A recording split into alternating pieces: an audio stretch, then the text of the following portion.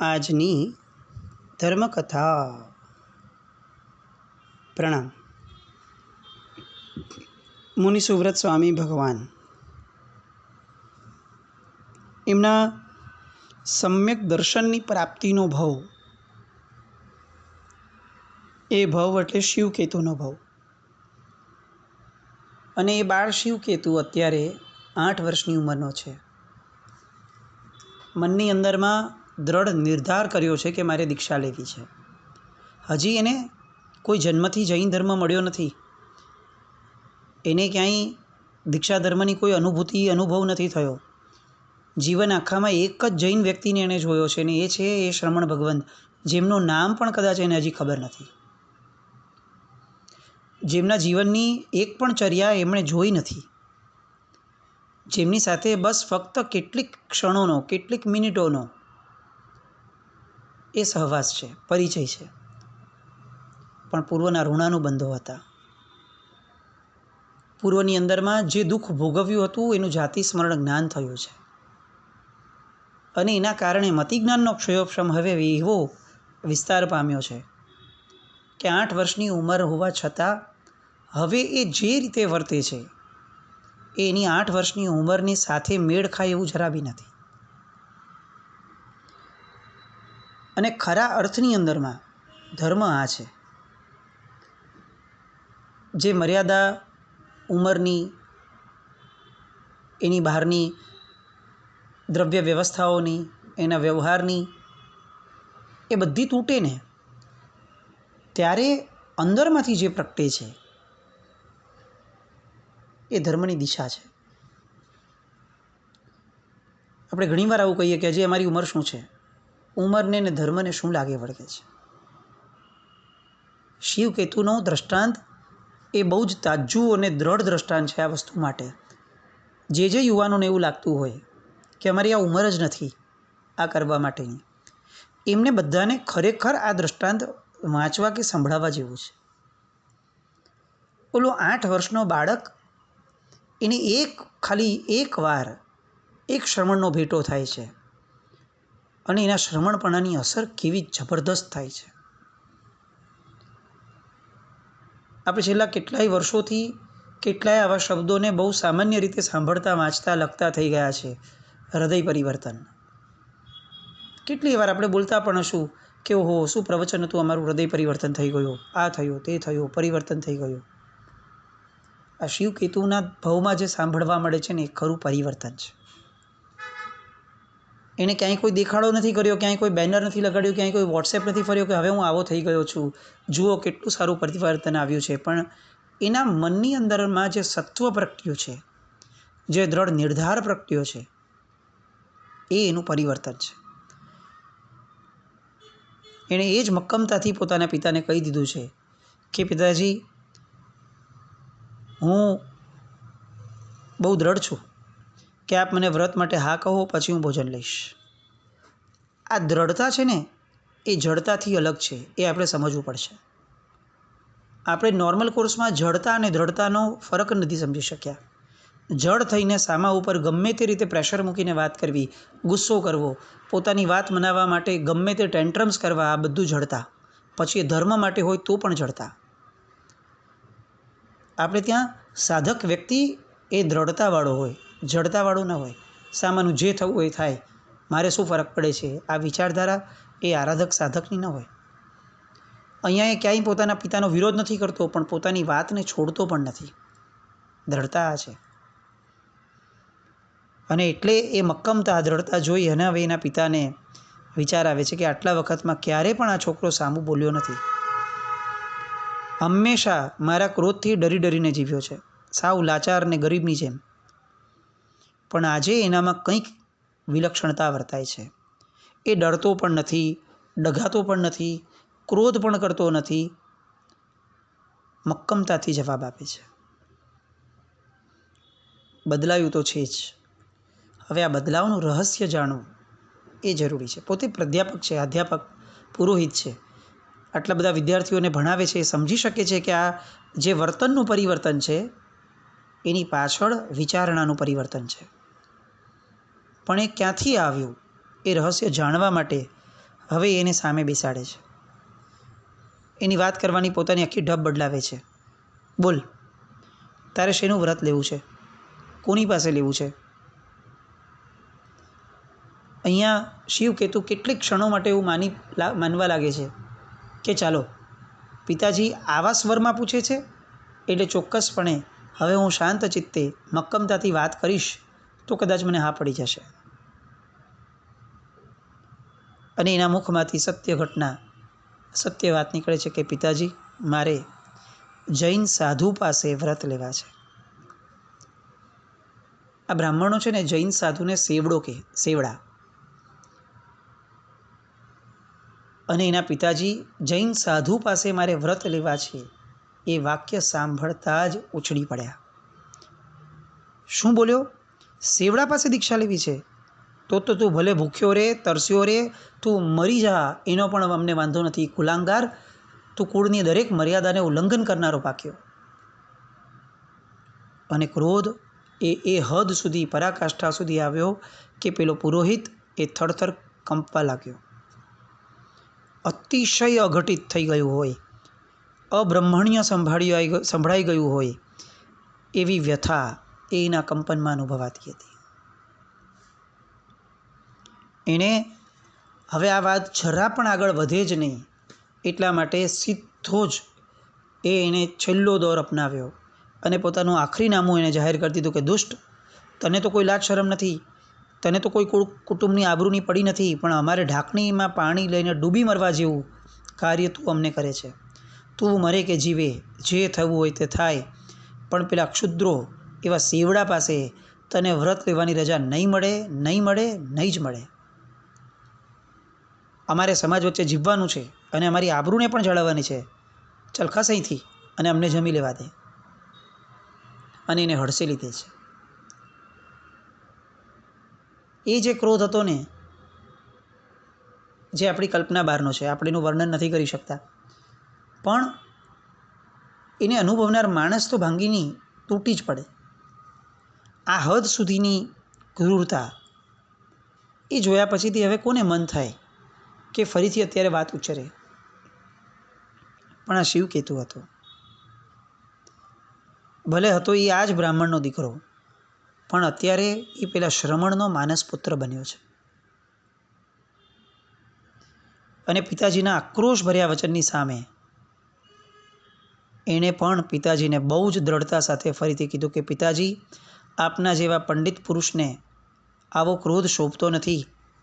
જરાક ધીરા થાવ, આવેશમાંથી બહાર નીકળો અને વિચાર તો કરો કે તમે શુદ્ર કોને કહો છો? આવી રીતે કોઈને પણ શુદ્ર કહી દેવાથી આપણે કંઈ શ્રેષ્ઠ પુરવાર થવાના છે? અને આ પ્રતિપ્રશ્ન એ પેલા બ્રાહ્મણ માટે એક થપ્પડ જેવો થયું. પણ હજી આ થપ્પડ એના ક્રોધને ક્યાંય અટકવા દે એમ નથી. અને તરત કહે છે કે અમારા મનમાં કોઈને માટે દુશ્મનાવટ નથી. ખોટી ચાળવાઈ નહીં કર. બહુ જાણકાર થઈ ગયો હોય તો ચાલ તું મને કહે, બ્રાહ્મણ કોણ કહેવાય અને શુદ્ર કોણ કહેવાય? અને હવે જે આ કન્વર્સેશન શરૂ થાય છે, બસ શિવકેતુને આ જ જોઈતું હતું. એને પોતાની વાત સાંભળવાવાળું વ્યક્તિ જોઈતું હતું. એના મનની અંદરમાં હવે જે સમજણ પ્રગટી છે એ સમજણને ઝીલવાવાળું વ્યક્તિ જોઈતું હતું. સામે ભલે પિતાજી રહ્યા, એ ભલે ક્રોધના આવેશમાં રહ્યા, એ ભલે જૈન દ્વેષી રહ્યા, પણ મારી વાત અને મારી દ્રઢતા એ બંને જ્યારે ભેગી થશે ત્યારે ચોક્કસપણે એના મન પર અસર કરશે જ. આવો વિશ્વાસ એને પોતાની જાત પર છે. પરમાત્માનું શાસન આ શીખવે છે. કોઈને પણ નીચા પાડવાની વાત, કોઈને પણ ખોટા સાબિત કરવાની વાત એ ક્યારેય કોઈના વિકલ્પમાં પણ, આશયમાં પણ ન આવી શકે. જો એ ખરેખર આરાધક છે તો એના મનની અંદરમાં બે જ વાત હોય: મને મારા પર જેટલી શ્રદ્ધા નથી એના કરતાં વધારે મને હું જે ધર્મ સમજ્યો છું એ ધર્મમાં શ્રદ્ધા છે. મને મારા પુણ્ય ઉપર જેટલો ભરોસો નથી એના કરતાં વધારે આ ધર્મએ મને જે સમજણ આપી છે એના પુણ્ય ઉપર વધારે ભરોસો છે. અને ભરોસાનો નશો એના મગજ પર, એના મુખ ઉપર તરવરતો હોય. ધર્મ બહુ નાનો કે સામાન્ય ભલે કર્યો હોય, પણ સમજણ સાથે જો એ ધર્મ કર્યો હોય તો એ સમજણનો નશો છવાયા વિના રહે જ નહીં.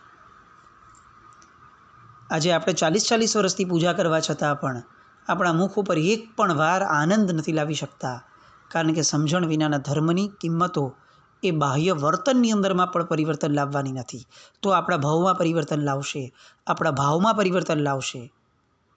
એ તો વિચારવું કેટલું બધું દુરારાધ્ય થશે. શિવકેતુનું દ્રષ્ટાંત એ આપણા ક્રિયામાર્ગ માટેના સમજણ માટે એક બહુ મોટી લપડાક જેવું છે. 8 વર્ષનો બાળક જો સમજણના ઘરમાં આવી જાય તો એનું વર્તન એ કેવું થઈ શકે છે?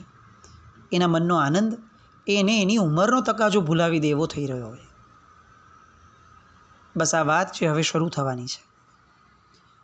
હું ખરેખર કહું, બહુ ધ્યાનપૂર્વક સાંભળવા જેવી વાતો છે.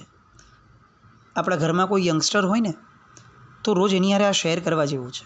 આ શિવકેતુનો દ્રષ્ટાંત માત્ર છે ને એ કેટલાયના બુદ્ધિના પરિવર્તન લાવી દેવું છે. શિવકેતુએ જે રીતે એના પિતાની સાથે વાતો કરી, જે રીતે એના પિતાની ગેરસમજણોને દૂર કરી, જે રીતે જે દ્રઢતાપૂર્વક એને પોતાની સમજણને પ્રસ્થાપિત કરી છે, એ દેખાડે છે કે જ્યારે કોઈક જીવની અંદરમાં સમ્યક દર્શનનું અજવાળું પ્રગટે ત્યારે એની દ્રઢતા, ત્યારે એની સ્પષ્ટતા એ કેવી વેધક હોય છે. સંવાદ શરૂ થાય છે. જુઓ પિતાજી, છેવટે તો હું આપનો જ બાળક છું. મારાથી કંઈ વધુ પડતું બોલાય ને તો મને ક્ષમા કરજો, એવી મારી પહેલેથી પ્રાર્થના છે. પણ અત્યારે હું થોડીક વાત જિજ્ઞાસાપૂર્વક પૂછું તો એને તમે અવિનય ન માનતા અને મને સમાધાનકારક જવાબ આપજો. ચાલો, છે તૈયારી? આપશો ને મને જવાબ? અને પિતાજી એના મોઢા પરની જે એ રેખાઓ છે, એના ટોનની અંદરની જે સ્પષ્ટતાઓ છે, એ સાંભળીને દંગ રહી ગયા. 8 વર્ષનો બાળક આ બોલે છે. અને પિતાજી પૂછે છે, કહે છે, બોલ, પૂછ, ચાલ તારે જે પૂછવું હોય તે.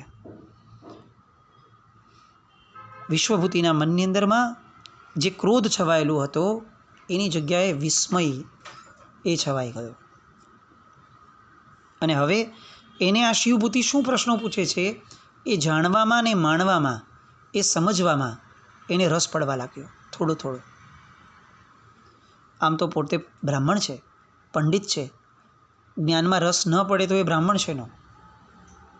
કંઈક પોતાનાથી અલગ એ કંઈક એને જાણવા મળતું હોય તો એ ન જોડાય એવું કેવી રીતે બની શકે? સામે 8 વર્ષનો બાળક છે, પોતાનો જ બાળક છે, તેમ છતાં કંઈક અલગ વાત કરે છે એટલે એ જોડાય છે અને એ વાતચીત શરૂ થાય છે. પહેલો પ્રશ્ન શિવકેતુ કરે છે કે પિતાજી, બ્રાહ્મણ એ તો સર્વોચ્ચ છે એવું તમારું સ્પષ્ટ માનવું છે, જે હું 8 વર્ષના મારા જીવનમાં સતત તમારા મોઢેથી સાંભળતો આવ્યો છું. મારે એ જાણવું છે, બ્રાહ્મણ કોને કહેવાય? જે બ્રાહ્મણ કુળની અંદરમાં જન્મ્યો હોય તે, જે ક્રિયાકાંડ કરે તે, કે પછી જે ખરેખર સર્વોચ્ચ જીવન જીવે તે? બાઉન્સર આવવા લાગ્યા પહેલા જ પ્રશ્નમાં. અને વિશ્વભૂતિ જવાબ આપે છે, બ્રાહ્મણના ગોત્રમાં જે જન્મે તે બ્રાહ્મણ. અને શિવકેતુએ કીધું કે અચ્છા, તો પછી બ્રાહ્મણનો દીકરો જો ક્રિયાકાંડ અથવા વેદ જ્ઞાનના રહિત થાય, કોઈ અવસરે જો એ દારૂડિયો થઈ જાય, માંસભક્ષી થઈ જાય, એ દુરાચારી થઈ જાય, તો પણ એ બ્રાહ્મણ ગણાશે ને? તો પણ એ બ્રાહ્મણની જેવો પૂજનીય ગણાશે ને? અને ત્યારે વિશ્વભૂતિ ના પાડી દે છે કે નહીં, એ કેવી રીતે ચલાવી લેવાય? વ્યસનો તો ન જ ચાલે. એ ક્રિયાપાત્ર તો હોવો જ જોઈએ, તો જ પૂજનીય બને છે. ફક્ત બ્રાહ્મણ કુળમાં જન્મ માત્રથી એ પૂજનીય બની જાય એ ન ચાલે. 2 જ પ્રશ્નોની અંદરમાં વિશ્વભૂતિની માન્યતા પોતે જ પોતાના જ શબ્દોથી પોતે ફરવા લાગ્યો, અને એ પણ પોતાની જાણ વિના, કારણ કે પોતે જ પોતાની વાતના ઊંડાણમાં ક્યારેય જવા પ્રયત્ન નહોતો કરી શક્યો. આજે 8 વર્ષનો બાળક એ એને સમજણની દિશા આપે છે. જો એ ક્રિયાપાત્ર હોય તો એને પૂજ્ય ગણવાનું હોય, તો પછી આ જાતિવાદનો હઠાગ્રહ શા માટે? જો તમે એમ કહો છો કે બ્રાહ્મણ કુળમાં જન્મે તો એ પૂજનીય બને છે, આવું તમે પહેલાં બોલ્યા. હવે તમે કહો છો કે એવું નહીં, એ ક્રિયાપાત્ર હોવો જોઈએ તો એ પૂજનીય ગણાય. તો એનો અર્થ એ થયો કે બ્રાહ્મણ જાતિમાં જન્મવા માત્રથી પૂજનીયતા નથી આવતી. આમાં તમે સહમત થાવ છો? અને હવે પિતાજી ફસાયા. એટલે તરત એમ કહે છે કે એમ હું કંઈ તારા તર્કોથી ભોળવાઈ જાવ એવો નથી. આ સેવડા જેવા સાધુએ તને આવા તર્કથી ઉત્તમ પુરવાર કરવા માટે તને જે બધું શીખવાડ્યું છે ને, એ હું ન સમજું એવો કોઈ ભોટ નથી હું. પણ તું સમજી લે, જેની અંદરમાં વેદના અધ્યયન નથી, યજ્ઞ યાગ નથી, સંધ્યા પાઠ નથી, જનોય નથી, શિખા નથી, આ બધા લોકો એ બ્રાહ્મણની હરોળમાં ન જ ગણાય. અને આ જે છે એ બધા જ એ શુદ્ર છે, આવી શાસ્ત્ર આજ્ઞા છે. હવે શિવકેતુ કહે છે કે પિતાજી, એનો અર્થ એ થયો કે આપની દૃષ્ટિએ ક્રિયાનું જ મહત્ત્વ છે. તો મારો પ્રશ્ન એ છે કે આપ ગમે તે ક્રિયાને પવિત્ર ગણો છો કે જે ધર્મ સંબંધિત ક્રિયા હોય એને પૂજ્ય ગણાય? હવે આ બીજો પ્રશ્ન. વિશ્વભૂતિ કહે છે કે ધાર કે ગમે તે ક્રિયા છે એ ગમે તે ક્રિયાને પણ પૂજ્ય ગણી લઈએ તો શું વાંધો છે? હવે વિશ્વભૂતિના જવાબ પણ છે ને એ સીધા ધડધડ નથી આવતા, કારણ કે એકવાર પોતે જ બોલીને ફસાઈ ગયો છે. પોતે જ પોતાના વાતથી પાછો ફરવા માટે એ મજબૂર બન્યો હતો. એટલે હવે એમ કહે છે કે ચાલ તું ધારી લે કે કોઈ પણ ક્રિયાની વાત કરું છું તો શું? અને ત્યારે શિવકેતુ કહે છે કે તો પછી છીપા, રંગારા અને ધોબી એ બધા પણ પૂજ્ય ગણાવવા જોઈએ, કારણ કે એ પણ પોતાના જીવન નિર્વાહ માટે કંઈક ને કંઈક ક્રિયા તો કરે જ છે ને. જો ક્રિયા કરવાથી પૂજ્ય થવાતું હોય તો પિતાજી, દરેક કોમનો વ્યક્તિ જે પોતાના જીવન નિર્વાહ માટે ક્રિયા કરે છે એ બધા જ પૂજ્ય થવા જોઈએ. અને વિશ્વવિધુ કહે છે કે તું શું ફાલતુ વાત કરે છે? અમે ધર્મ સંબંધિત ક્રિયાને જ પવિત્ર ગણીએ છીએ અને એને જ પૂજ્ય ગણીએ છીએ. આવી બધી ક્રિયાઓનો શું અર્થ? એમાં કયો ધર્મ છે? એટલે અહીંયા ફરીથી વિશ્વભૂતિને એના જ મોઢેથી કબૂલ કરાવે છે. તો પિતાજી, એનો અર્થ એ થયો ને કે ધર્મ આધારિત ક્રિયાને જ પવિત્ર મનાય, એ નક્કી છે? હવે વિશ્વભૂતિ પાસે બીજો વિકલ્પ બચતો નથી. એટલે કહે છે કે હા, એ નક્કી છે. ક્રિયા એ જ છે કે જે ધર્મના આધારે છે, બાકી બધું વ્યર્થ છે. બાકી બધાની અમારે મન આ માર્ગની અંદરમાં કોઈ કિંમત નથી. હવે શિવકેતુ ફરી પૂછે છે, તો પિતાજી તમે મને કહો, ધર્મ એટલે શું? આ ધર્મનો રંગ શું હોય? એ ધોળો હોય, પીળો હોય, કાળો હોય, કેવો હોય? એનું સ્વરૂપ શું? એ કઈ રીતે સમજાય કે આ ક્રિયા એ ધર્મ ક્રિયા છે? મને એની યથાર્થતા તમે સમજાવો.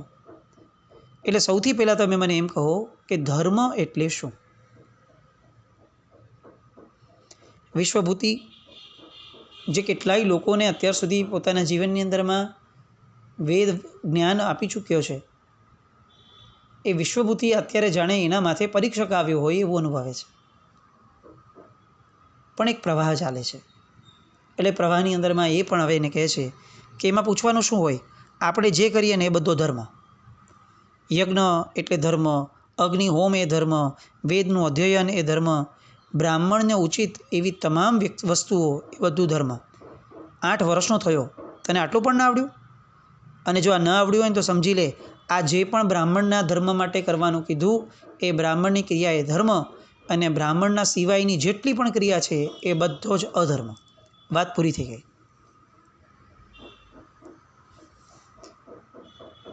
બધી રસપ્રદ વાતો છે નહીં? આપણને એવું લાગે કે સાથે સાથે આપણને પણ ટેલી કરવા જેવા છે. ક્યાંક આપણે પણ આવી બધી માન્યતામાં નથી ને કે જન્મે જૈન થયા પછી આપણે ગમે તે કરીએ તો જૈન તો કહેવાય જ ને. લે, આપણે જે કરીએ એ જૈનો એ બધું જ સમ્યક દર્શનવાળું જ હોય, અને જૈન સિવાય જે કરે એ તો બધા મિથ્યાત્વી જ હોય ને. લે, એમાં શું? આવું બધું ક્યાંક આપણા મનમાં પેલા વિશ્વભૂતિની જેમ ઠસાયેલું પડ્યું હોય તો આ મુનિસુરત સ્વામી ભગવાન સામે ચડીને શિવકેતુ થઈ અને જાણે આપણી સાથે પણ સંવાદ કરવા આવ્યા હોય એવું વિચારવા જેવું છે. આ શિવકેતુ એ ફક્ત પેલા વિશ્વભૂતિનું ભલું કરી દે એટલા માત્રથી અટકવા માટે આ કથા લખાઈ નથી. આ કથાઓ એટલા માટે પૂર્વાચાર્યોએ લખી હશે કે વિશ્વભૂતિના અન્વયે આપણા બધાની કુમાન્યતાઓનું ભલું થાય. વિશ્વભૂતિની સમજણ એ જેમ જેમ પરિપક્વ થતી જાય છે તેમ તેમ એને પણ એક સ્પષ્ટતા મળતી જાય છે. બસ એવી કંઈક સ્પષ્ટતાઓ આપણે પણ મેળવ્યા. અને હવે વિશ્વભૂતિની આ વાત કે અમે જે કરીએ તે ધર્મ અને અમારાથી અલગ જે પણ કરતા હોય એ બધો જ અધર્મ, એનો હવે શિવકેતુ શું જવાબ આપે છે એ જવાબ જાણવા માટે ફરીથી આવતીકાલે મળીએ. ફરીને કહું છું, આજની પેઢીને આ સંવાદો સંભળાવવા જેવા છે, પણ એ સંભળાવતા પહેલાં આપણે સાંભળવા જેવા છે. આપણે મનમાં એના વિષયની વિચારણા કરવા જેવી છે. કોકને શિખામણ તો જન્મથી આપણે આપતા થઈ ગયા છીએ. આપણી જાતને શિખામણ આપવા જેવી છે કે નહીં, આપણી સમજણોને સ્પષ્ટ કરવા જેવી છે કે નહીં, એની વિચારણા કદાચ પહેલાં કરવા જેવી છે. આવી વિચારણાઓ એ આપણને મંગળના રસ્તે લઈ જાય એવી શુભ મંગલ કામના સાથે જીનાજ્ઞાવૃત કંઈ પણ બોલાય તો મિચ્છામિ દુક્કડમ. જૈનમ જયતિ શાસન.